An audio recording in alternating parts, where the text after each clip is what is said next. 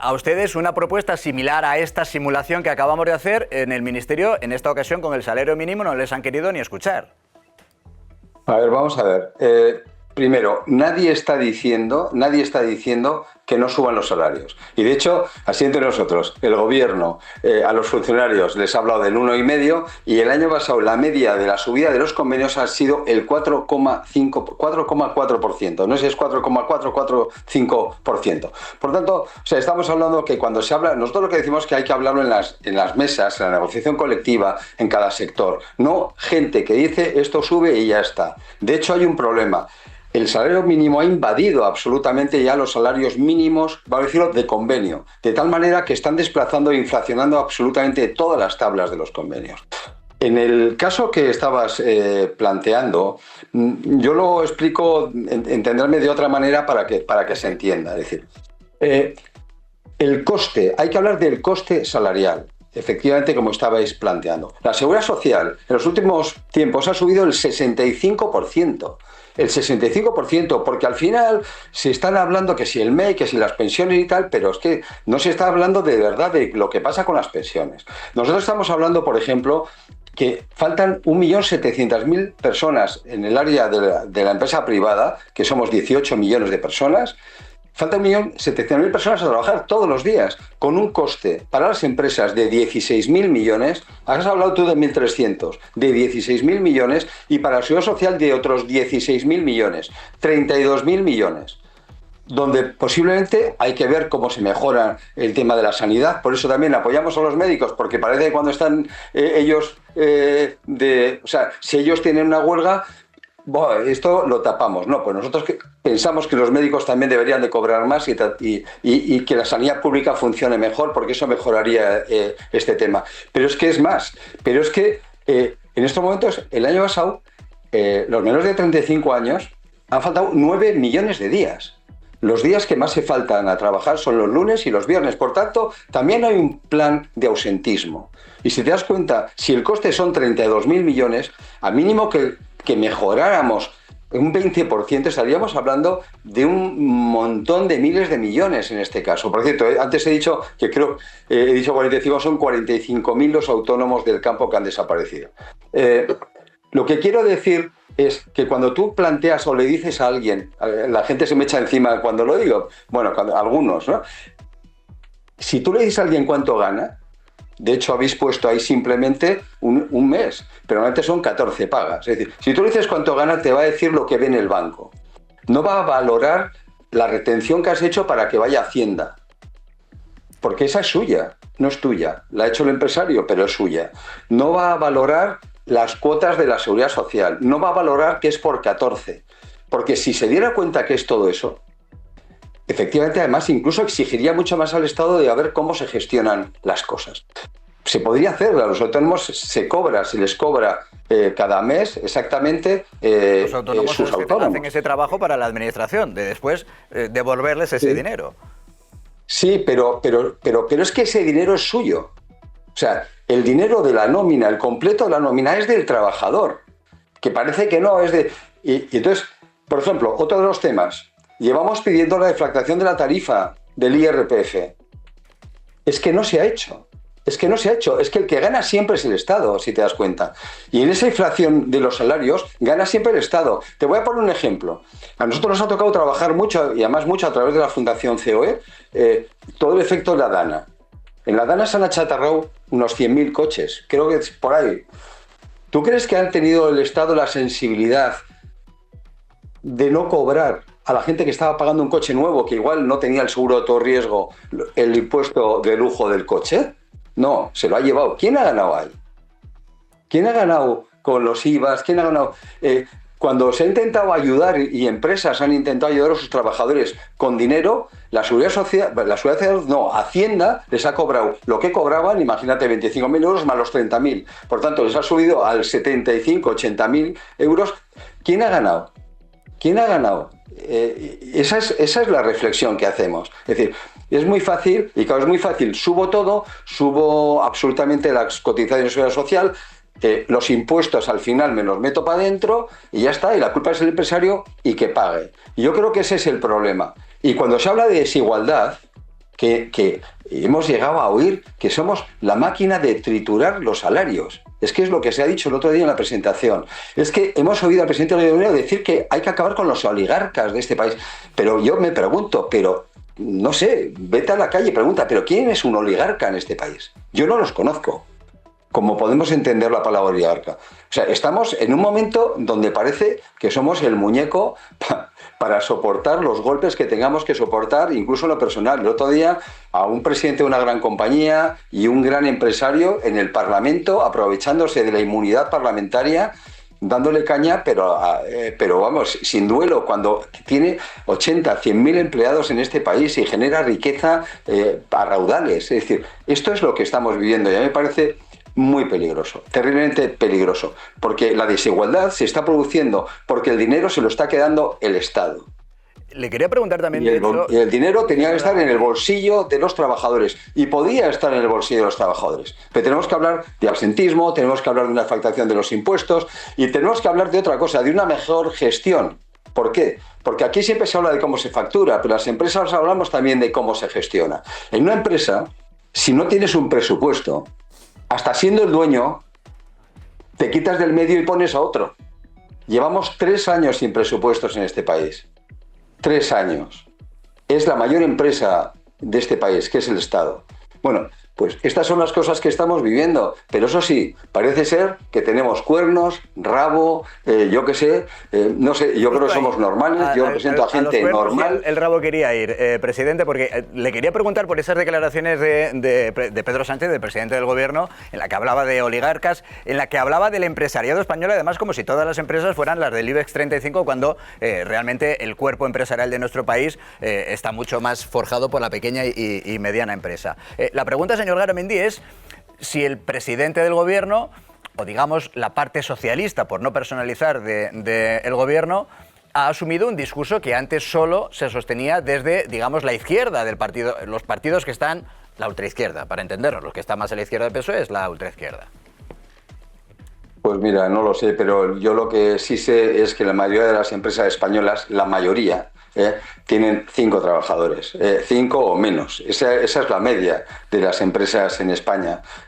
Y afortunadamente tenemos grandes empresas, porque también estamos en lo siguiente. Por ejemplo, se habla, imagínate, por poner un ejemplo, se habla de que hay que invertir en sostenibilidad, ¿no? El Plan de Energía y Clima en España al año 2030, estamos hablando de una inversión de 300.000 millones. Eso solo funciona con confianza y no van a estar los fondos europeos. Bueno, ¿quién van a invertir? Pues lógicamente el sector eléctrico. ¿Quién va a prestar? La banca, etcétera, etcétera. Bueno, pues le metemos un impuesto a la carta a la banca, le metemos un impuesto a las eléctricas, vamos a quitar las nucleares, porque así esto va a ser mejor. Fíjate lo que pasó con Alemania y lo que ha significado para Alemania acabar con el parque nuclear, cuando Europa dice que es una tecnología verde. Es decir, estamos en una gestión de mensajes de día a día, pues no sé si es para ganar unos votos o no, pero nosotros lo que pedimos es sentémonos en las mesas, hablemos con moderación y tratemos de verdad absolutamente los temas que tenemos que tratar. Y desde luego, insisto, aquí ni hay oligarcas. La ministra se ha permitido el lujo el otro día, y lo ha dicho también los sindicatos, que no tenemos la sensibilidad ante las muertes. Pero ¿cómo se puede decir esa barbaridad? Pero es que me parece increíble. ¿Y por qué hemos dicho que no a la ley que querían meter? Porque todas las leyes van trufadas de engaños. Porque si es para hablar de prevención de riesgos laborales, claro que vamos a estar. Pero si en esa ley lo que quieres es meter que en las empresas de menos de 10 trabajadores entren los sindicatos porque no están, pues vamos a decir que no. Señora. Es decir, no tiene nada que ver con la vida de los trabajadores. Tiene que ver con un espacio de ver cómo nos incorporamos a sitios donde no estamos. Me gusta un país en libertad y un país, cuidado, y creo que los sindicatos son necesarios y no los tendríamos que inventar. Pero lo que no puede ser es lo que estamos viviendo. Es decir, o no puede ser, mira, la OIT, la Organización Internacional de Trabajo, dice que el diálogo social tripartito es el gobierno, los empresarios y los trabajadores, o trabajadores, empresarios, gobierno, como quieras, el tripartito. Y el bipartito, y es la Organización Internacional de Trabajo, somos los empresarios y los trabajadores. Ese es el bipartito. Por tanto, estas presentaciones que se hacen estos días, tal, sí son acuerdos, a mí me parece bien, son acuerdos, pero no son acuerdos de diálogo social. Son acuerdos de monólogo social, porque son todo planteamientos trufados de un montón de ideología y de un montón de temas que tienen poco que ver con los temas que realmente tenemos que trabajar. Digo que vamos ya con un poquito de prisa, pero le pregunta también a Ana Samboal. Es que, señor Garamendi, Yolanda Díaz, no sé si coincide usted, ha sido más la ministra del sindicato que la ministra de Trabajo, que tenía que buscar acuerdos entre ambas partes o favorecer esos acuerdos entre dos partes, empresarios y sindicatos. No sé si lo ha hecho por convicciones, ella proviene del mundo sindical, o lo ha hecho porque quería ser candidata. Ahora que va a dejar de ser candidata, ya no necesita ponerse medallas. ¿Va a tirar más a los sindicatos o va a buscar la medalla de unos datos fabulosos de empleo, que es lo que nos está vendiendo, pero las estadísticas dicen que no existen realmente? Bueno, yo creo que eso más bien se lo vais a tener que preguntar a ella si se digna a ir a tratar con vosotros, ¿no? Es decir, mira, cuando nosotros hemos llegado a muchísimos acuerdos... No, pero las estadísticas son falsas, ¿no? Sí, no, es que lo explico. A ver, cuando tuvimos el tema del COVID, había una necesidad real de trabajar un montón de temas que se hizo porque había una urgencia nacional. Yo creo que eso es así. Y se demostró que gracias a las empresas, la sociedad en casa encerrada, no, entiéndeme la expresión, no se veía afectado en su comida, en su transporte, en lo que fuera. Por tanto, ahí se demostró las empresas donde estábamos. Yo creo que eso fue claro. En la reforma laboral, lo he dicho antes, era Europa el que marcaba el tema, sobre todo con el tema de la temporalidad. Trabajamos, lógicamente cedes algo, tal, bien. El problema viene cuando una vez desarrollados esos acuerdos, te los vas, ventilando día a día. Es decir, es que el problema es cuando llega un momento que se toma la decisión de empezar a cambiar cosas que están acordadas. Claro, cuando falta la confianza, ahí es donde está el problema. Yo no sé dónde se va a situar la ministra, yo sé dónde está hoy. Y desde luego hoy está, pues bueno, en su propia campaña electoral. Es decir, es lo que yo creo, aunque piense ya que no está, pero bueno, hasta ahora desde luego ha estado. Y luego yo creo que hay un tema que también tengo que decirlo. Un ministro de Trabajo, que se dice siempre de un gobernante, lo tiene que ser para todos.